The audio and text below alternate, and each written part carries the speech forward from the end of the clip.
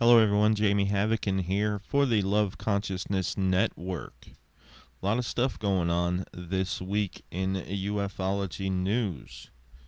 One big story that we have to talk about is the Gary McKinnon story. In 2001, he was charged with hacking NASA, government, and military computers and was arrested in the UK. Since then, there's been a fight to extradite Gary to the U.S. to serve time, which could be up to 60 years. His last extradition hearing was to be on the 26th, and he was definitely coming over here then. Well, the UK's got a new government in there now, and they have appealed that, and good news for Gary. They are going to review his case and decide if they want to extradite him at all. He's always said he's willing to serve time in his own country. Over here, he would face almost like the terrorist laws, and he would serve up to 60 years for hacking into computers that were wide open, left wide open, not secured at all. I mean, the stuff he did it with is amazing. So it's good news for Gary. A lot of people in ufology have been fighting for Gary to stay where he is. He is not a terrorist. He did not do damage to any computers. He did cost money because they had to go and add security to the computer so nobody could do it again, but they should have done that in the first place. So it's good news for him, and I hope he gets to stay over there. X conference wrapped up. British policeman wins UFO investigation award. Gary Hastling, who runs the website PRUFOs Police Database.co.uk, won the award at the X conference, and he couldn't be happier. His website's been up since 2002, and we're going to try to get Gary on our show sometime. There's been something flying over Venezuela. Some are reporting it as a UFO, but others think it may be a United States American UAV or unmanned aerial vehicle spying. So there's some stuff going on there. UFOs are popping up all over Moscow on a regular basis. That's something else that's happening. I had a report made to me here by a local kid in Sarasota who seen a craft with 5 lights attached to it. And as he watched this craft head out towards the beach, he seen helicopters come up, and there was 4 or 5 helicopters, and they started circling the craft when the craft went from 5 red lights to 1 very bright, intense white light and shot away. Now, he was not a believer. He had never seen anything like this before. So he went and called every police department, every news station, military, cops, everything, to see if they had helicopters up at this time. They all say they did not, so there's definitely something sneaky going on behind all this. He has about 10 eyewitnesses to back up his story. Unfortunately, they were not able to get it on video or any photos. So we'll keep you up to date on that story. Another big story locally here is just to the south of me, Capri Isles. There's a UFO sightings that have been going on for a while. Started back in March 26th. Capri Isle is a little key off the southwest coast of Florida here, about 30 miles to my south. They started seeing these light UFOs, star-like objects low that would go into the water. Even the firehouse webcam caught these objects on tape.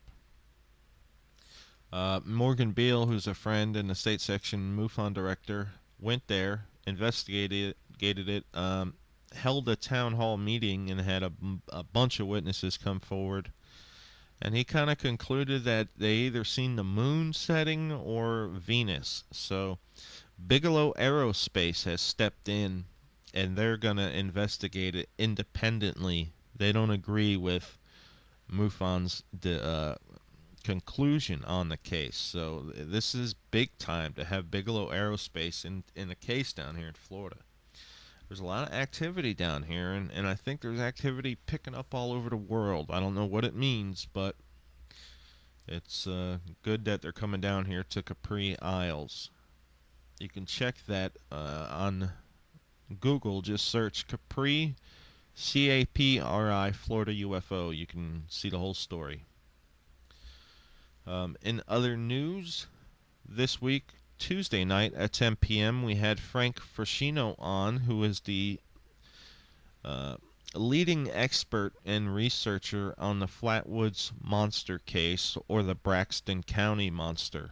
We had him on Tuesday night for 2 hours. It was fantastic. And Thursday night, we welcome back Mr. Paul Robinson. Paul is a webmaster for Grant Cameron, Nick Redfern, Angela Joyner, and he's also a UFO researcher. He's had his own sightings. And he came on, did a show with us, an hour show, and it went great. If you missed either of these shows or any of my shows in the future, you can go to floridaufo.planetparanormal.com. That's my archive site. You can read about the guest and listen to the whole show right there. So we got some big guests coming up this week. Tuesday night we have Cum Carpentier de Gordon, who is the head of Exopolitics India. And then Thursday night at 10 p.m., or I think it's 11 p.m., because where he's at, I'll have to check. But we have a man everybody's been trying to get for years, Mr. Paul Stonehill, the leading expert on USOs, unidentified submerged objects. He's Soviet-born. He's studied a lot of the Russian UFO encounters, like Project ISIS, KGB files. Very excited to have him on and looking forward to it. Lots of news this week. Tons of UFO reports coming in. Triangle-shaped UFO over Los Angeles. Just so much stuff going on. Students witnessed 25 lights that they say were definitely not Chinese lanterns. Just a lot of stuff going on. And if you want to keep up with my UFO news, we do a daily UFO news show at 4 p.m. Eastern every day but Sunday. And you can listen to it by going to FloridaUFOradio.com right on our homepage stream. One last thing I want to talk about is the Voyager 2 space probe.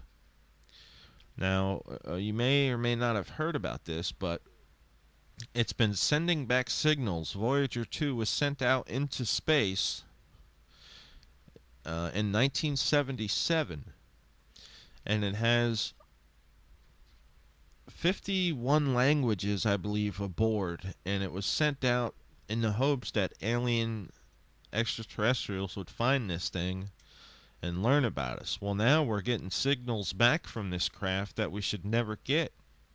A lot of people are saying it's been taken over by aliens. They have found us. Others are saying it's a data glitch.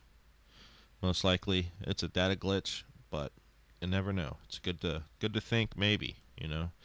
Right now the Voyager 2 is just on the edge of our solar system. And Tuesday we're having a big show, Skywatchers Radio TV. Stephen Bassett, his first show since the X conference. Tuesday, 9 p.m. Go to paranormaltvnetwork.com, select channel 3, and watch that. All right, I've taken my time here on the Love Consciousness Network. Thanks for having me, guys. I'll see you next week. Take care. Bye.